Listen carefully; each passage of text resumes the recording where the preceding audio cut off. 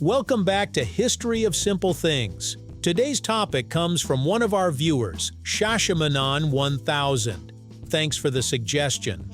You asked, where do currency names like pound, dollar, franc, and rupee actually come from? Whether you're paying with dollars, saving pounds, exchanging euros, or traveling with rupees in your wallet, you've probably used these names countless times without wondering how they began.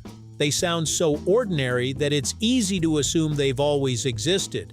But each one has a fascinating story behind it, shaped by centuries of trade, language, powerful empires, and surprising twists of history. So, where did these familiar currency names really come from? Let's uncover their remarkable origins, right here, on History of Simple Things.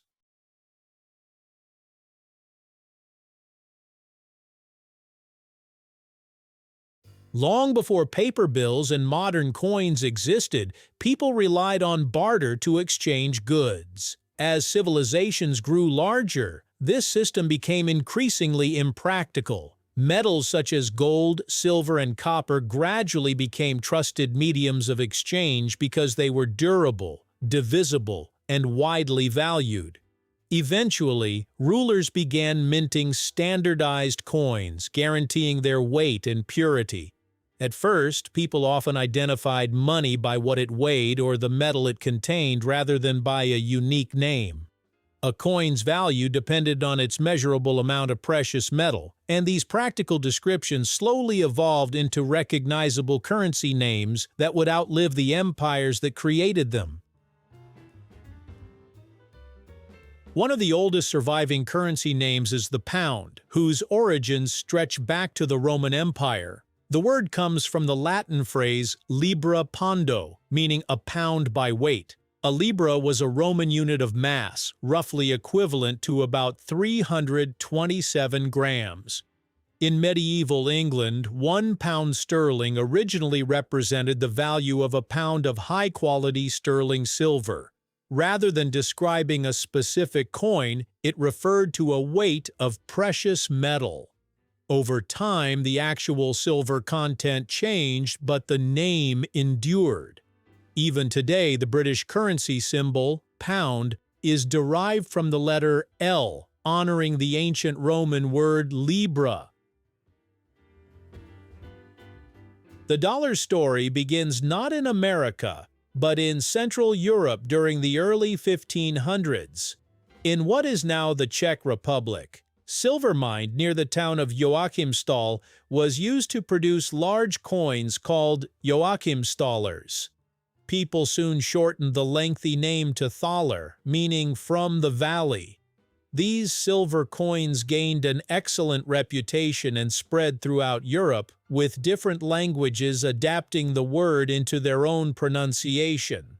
Dutch traders later referred to similar coins as gulders, and English speakers eventually transformed that into dollar. When the United States established its own national currency in 1792, it adopted the familiar name because it was already widely recognized through international trade. Unlike the pound and dollar, some currency names came directly from language rather than geography.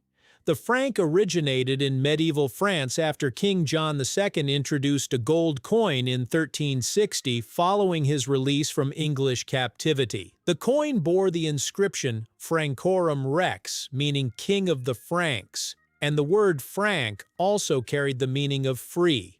Although that original coin disappeared, the name survived and later became France's official currency until the adoption of the euro. Meanwhile, the word rupee traces its roots to the Sanskrit word rupiah, meaning wrought silver or refined silver. The term became standardized under the rule of Sher Shah Suri in the 16th century and remains the official currency name in several South Asian countries today.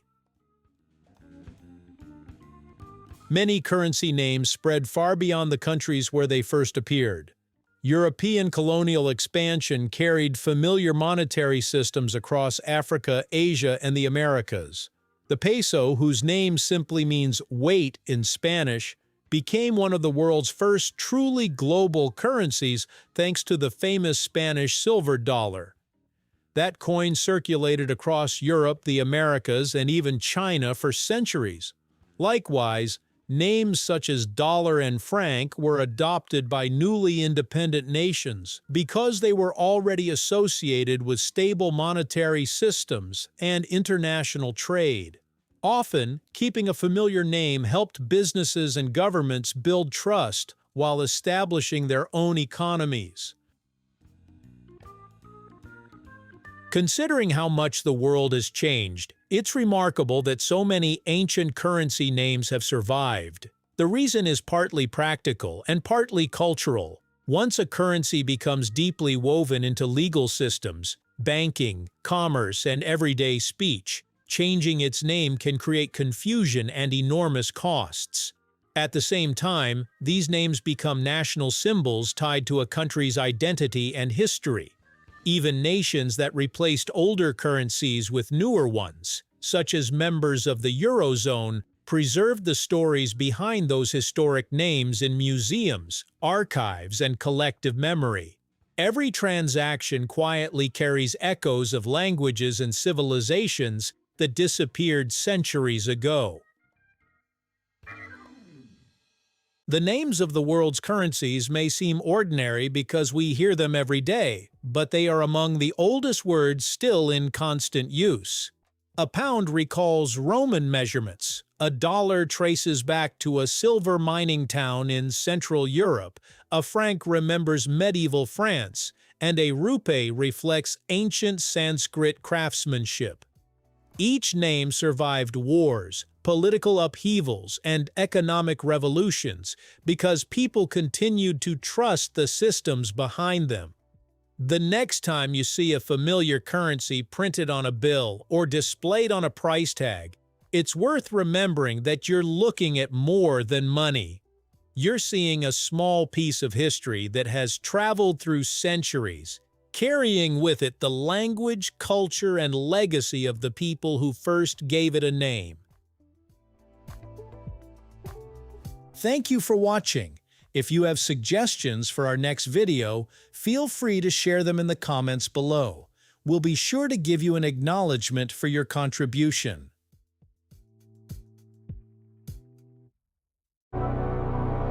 Thank you for joining us on this journey through the history of simple things. Don't forget to like, subscribe, and stay tuned for more stories woven through the smallest details.